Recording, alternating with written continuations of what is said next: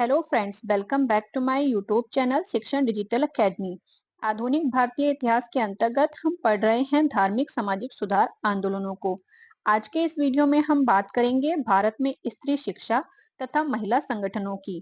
Video शुरू करने से पहले अगर अभी तक आपने मेरे चैनल को सब्सक्राइब नहीं किया है तो इसे सब्सक्राइब करें, शेयर करें तथा बेल आइकन प्रेस करना बिल्कुल ना भूलें, जिससे आपको मेरे आगे आने वाले सभी वीडियोस की नोटिफिकेशन प्राप्त हो सके। तो चलिए शुरू करते हैं आज का वीडियो। सबसे पहले हम बात करेंगे भारत में स्त्री शिक्षा की। स्त्री शिक्षा को देखें तो ईश्वर चंद्र विद्यासागर ने स्त्री शिक्षा के प्रचार के लिए बंगाल में 35 विद्यालयों की स्थापना की थी। स्त्री शिक्षा के लिए जो ईसाई मिशनरी थे, ईसाई मिशनरी उनको कहते थे जो भारत में ईसाई धर्म का प्रचार प्रसार करने के लिए आते थे। तो स्त्री शिक्षा के लिए सबसे पहले जो प्रयास था वो ईसाई मिशनरियों के द्वारा ही किया गया था। इन्होंने 1819 ईस्वी में कलकत्ता में एक तरुण स्त्री सभा की स्थापना की थी। आगे बात करें तो जेई बेथुन ने 1849 ईस्वी में कलकत्ता में ही एक बालिका विद्यालय की स्थापना की थी। ईश्वर चंद्र विद्यासागर बेथुन स्कूल के सचिव भी रहे थे। ये जो बेथुन स्कूल था उसके सचिव ईश्वर चंद्र विद्यासागर थे। आगे बात करें तो जो वुड डिस्पैच था, जिसको जो शिक्षा के लिए यहाँ पर शिक्षा का मैग्ना कार्टा इसको कहा जाता है।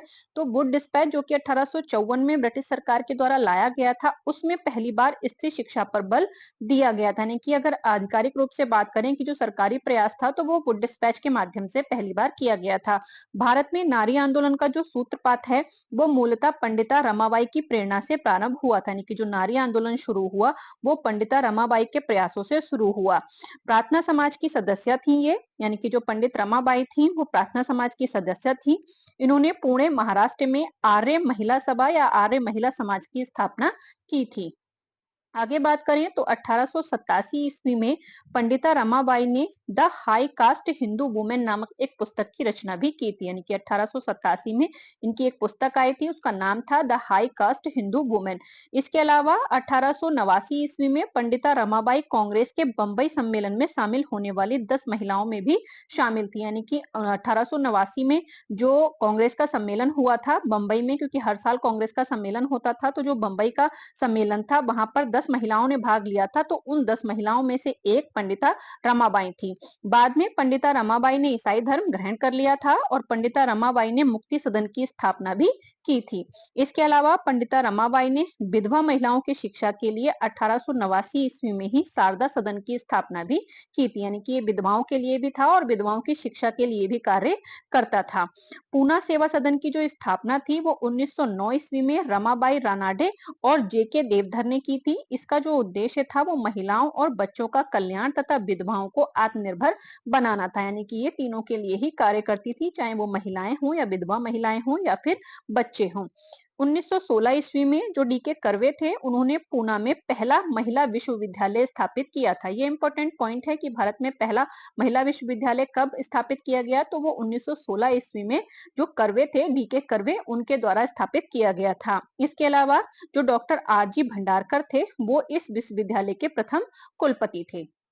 वर्तमान समय की बात करें तो वर्तमान में जो ये विश्वविद्यालय है वो बंबई में है और इसका जो नाम है वो श्रीमती नाथीबाई दामोदर ठाकरसी भारतीय महिला विश्वविद्यालय है, जो कि वर्तमान में बंबई में स्थित है। आगे हम बात करें तो जो सरोजनी नायडू थी, सरोजनी नायडू ने महिला मताधिकार की मांग के लिए लंदन जाने वाले शिष्टमंडल का नेतृत्व किया था। यानी कि पहले जो महिलाएं थी उनको वोट देने का अधिकार नहीं था, यानी कि मताधिकार नहीं था। तो मताधिकार की मांग करने के लिए एक शिष्टमंडल जो कि लंदन गया था, तो उसमें महिला अधिकार की मांग करने के लिए सरोजनी नायडू ने उसका नेतृत्व किया था। 1882 ईस्वी में ताराबाई शिंदे ने मराठी भाषा में स्त्री पुरुष तुलना, यानी कि comparison between women and man नामक जो पुस्तक थी वो लिखी थी। यानी कि कभी प्रश्न आए कि जो स्त्री पुरुष तुलना या फिर a comparison between women and man किसकी पुस्तक है, तो वो ताराबाई शिंदे की पुस्तक है, जो कि उन्होंने मराठी भाषा में लिखी है। इसके अलावा अमेरिकी पत्रकार कैथरीन मेयो ने यह तर्क दिया था कि ब्रिटिश भारत में जब तक महिलाओं पर अत्याचार चलता रहेगा तब तक एक भारतीय पुरुष को यह अधिकार नहीं कि वे भारत का शासन प्रबंधन अपने हाथ में ले लें। कहने का मतलब कि वो ये कहना चाहते थे कि भारत में जो महिलाएं हैं उनके साथ अत्याचार होता था, तो जब तक भारतीय उन अत्याचारों को कम नहीं कर लेते तब तक उन्हें स्वतंत्र होने का कोई अधिकार नहीं है। अब हम बात करेंगे विभिन्न महिला संगठनों की कि उस समय कौन कौन से जो महिला संगठन थे जिनकी स्थापना की गई थी। तो सबसे पहले बात करें भारत स्त्री महामंडल की। भारत स्त्री महामंडल जो है तो इसकी जो स्थापना थी वो 1910 ईस्वी में इलाहाबाद में की गई थी और इसकी जो स्थापना थी उसको करने वाली थी सरला देवी चौधरानी और ये भारत का पहला महिला संगठन था। यानी कि ये इंपॉर्टेंट है कि भारत का जो पहला महिला संगठन था तो वो भारत स्त्री महामंडल ही था। आगे बात करें कि इसकी स्थापना की क्यों गई थी, तो महिला शिक्षा को बढ़ावा देना और महिलाओं की स्थिति में सुधार करना ही इसका प्रमुख उद्देश्य था। आगे बात करें तो ये कौन थी, यानी कि जिन्होंने इसकी स्थापना की थी ये कौन थी, तो जो सरला देवी थी वो रविंद्रनाथ टैगोर की बड़ी बहन स्वर्ण कुमारी की बेटी थी। इसके अलावा मद्रास वीमेन इंडियन एसोसिएशन ये जो संस्था थी इसकी स्थापना 1914 ईस्वी में की गई थी। आगे बात करें तो एक और संस्था है जिसका नाम है वीमेंस इंडियन एसोसिएशन। इसकी स्थापना 1917 ईस्वी में अडयार मद्रास के निकट एनी बेसेंट, जीना राजा दास, मार्गरेट कजिंस आदि ने मिलकर की थी। इसके द्वारा बाल विवाह, देवदासी प्रथा, महिला शिक्षा आदि का प्रसार प्रचार किया गया था। यानी कि जो बाल विवाह है उसको रोकने के लिए, जो देवदासी प्रथा मंदिरों में चलती थी उसका विरोध करने के लिए और साथ ही साथ महिलाओं में शिक्षा के प्रचार प्रसार के लिए कार्य ये संस्था करती थी। इस संगठन के द्वारा स्त्री धर्म पत्रिका का प्रकाशन भी किया जाता था। आगे बात करें अगली संस्था की तो वो है ऑल इंडिया वीमेंस कॉन्फ्रेंस। इसका गठन 1927 ईस्वी में मार्गरेट कजिंस, जिनको ग्रेटा कजिंस भी कहते थे, उनके द्वारा पुणे में किया गया था। इसने महिला शिक्षा को बढ़ावा दिया और महिला अधिकारों से संबंधित मुद्दों पर आवाज उठाई। इसकी जो प्रथम सचिव थे, तो प्रथम सचिव की बात करें तो वो कमला देवी चट्टोपाध्याय थी, जो इसकी प्रथम सचिव थी। आगे बात करें तो एक रोशनी नाम की पत्रिका का प्रकाशन भी ये संस्था करती थी, जो कि हिंदी और अंग्रेजी दोनों भाषाओं में छपती थी। आगे बात करें तो national council of women in India है। तो 1925 ईस्वी में यह संस्था स्थापित की गई थी और ये जो संस्था है वो इंटरनेशनल काउंसिल ऑफ वुमेन से संबंधित है। आगे बात करें तो the national council of Indian women, 1929 में इसकी स्थापना लेडी मेहरीबाई टाटा ने की थी और जो मेहरीबाई टाटा थी वो दोराबजी टाटा की पत्नी और जो जमशेदजी टाटा थे उनकी पुत्रवधू थी। और जमशेदजी टाटा वही जिन्होंने टाटा स्टील जो कंपनी थी उसकी स्थापना करी थी। आगे बात करते हैं महिला राष्ट्रीय संघ की। महिला राष्ट्रीय संघ की जो स्थापना थी वो लतिका घोष, जो कि अरविंद घोष की भतीजी थी, उन्होंने सुभाष चंद्र बोस की सलाह पर 1928 ईस्वी में चिटगांव या चटगांव में की थी। ये महिला राष्ट्रीय संघ की स्थापना इनके द्वारा की गई थी।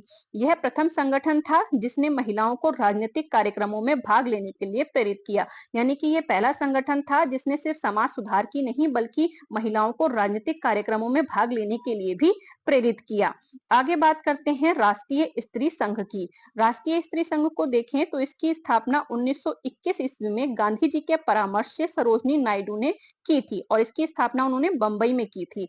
अन्य महत्वपूर्ण जो संगठन इस समय हुए थे उनकी बात कर लेते हैं। तो एक था भारतीय महिला संघ, इसकी स्थापना 1923 ईस्वी में मद्रास में हुई। देश सेविका संघ, इसकी स्थापना कृष्णाचाई राव ने मद्रास में की थी। इसके अलावा आगे है नारी सत्याग्रह समिति, इसकी स्थापना उर्मिला देवी ने की थी। नारी कर्म मंदिर, इसको सीआर दास की पत्नी बसंती देवी तथा बहन उर्मिला देवी के द्वारा स्थापित किया गया था।